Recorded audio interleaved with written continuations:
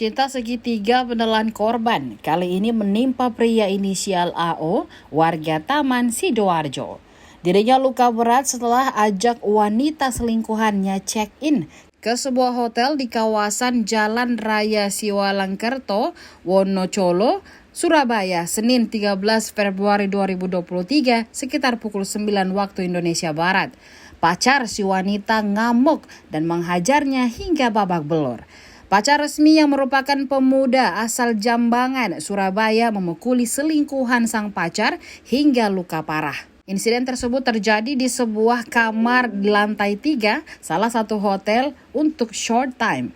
Korban mengalami luka sobek di kepalanya akibat benturan benda tumpul yang dipukulkan oleh terduga pelaku berinisial AFR 21 tahun warga Jambangan, Surabaya. Berdasarkan informasinya, terduga pelaku penganiayaan AFR nekat melukai korban karena tak terima sang pacar wanita berinisial ACA warga Karangpilang, Surabaya diajak oleh AO menginap atau check-in di dalam hotel. Pelaku ternyata telah mencurigai gelagat sang pacar. ACA tengah bermain api lantas berinisiatif untuk melacak keberadaan sang pujaan hati. Setelah menemukan lokasi sang pacar melalui alat pelacak yang menyerupai platform penunjukan jalan menggunakan prinsip kerja Global Positioning System atau GPS di sebuah lokasi kawasan Surabaya sisi selatan, AFR mencari keberadaan ACA yang ternyata ditemukan berduaan dengan AO dalam salah satu kamar di lantai 3 hotel tersebut. Saking emosinya, berkali-kali pukulan dan tendangan dilesatkan bertubi-tubi oleh AFR kepada AO hingga kepalanya berdarah.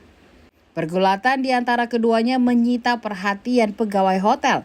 Bahkan keributan keduanya juga membuat sejumlah warga sekitar hotel terpaksa membantu pihak hotel untuk melerai mereka, termasuk memberikan bantuan medis kepada korban yang tampak terkapar berdarah. Kanit Reskrim Polsek Wonocolo Polrestabes Surabaya, AKP Risti Tanto membenarkan insiden dugaan tindak pidana penganiayaan yang dilakukan terduga pelaku disebabkan karena perasaan emosi pasangannya kedapatan menjalin hubungan dan komunikasi dengan pria lain.